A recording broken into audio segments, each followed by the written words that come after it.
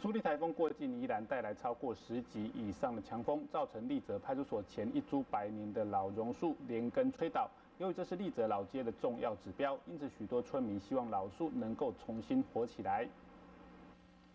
画面中这棵100年老榕树，就是位在立泽派出所前，今天凌晨遭到苏力台风的强风吹袭，被吹到连根拔起，不仅压坏旁边的路灯，也阻碍附近通行。而看到老树倾倒，居民特别到场来关心，并且相当不舍地表示，它是立泽老街重要地标，希望可以重新活过来。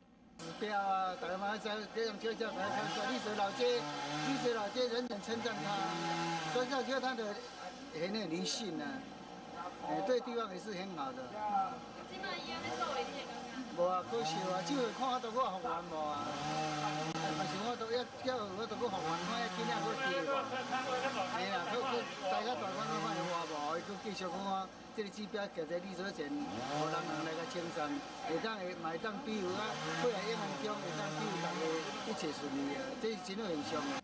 这株100年老榕树在民国92年配合立泽派出所改建时候进行移植，过去也曾被台风吹倒倾斜后扶正。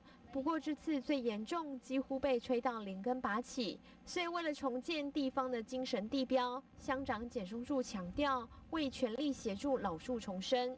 咱嘉义港派出所边啊，迄丛老树也有损害到。迄丛老树伫嘉义港老街内底属于非常重要的指标树木之一所以讲个国家公所全力会尽咱全部的力量甲迄 丛老树甲修复、甲顾好安尼，这丛老树继续伫咱立泽老街来生存来发挥安尼。 由于这棵老榕树并不属于县府列管的100年老树，现在透过民众告知，农业处表示会派人前往现场了解、勘察老榕树是否符合县府列管老树的条件。宜兰新闻记者刘耀珍采访报道。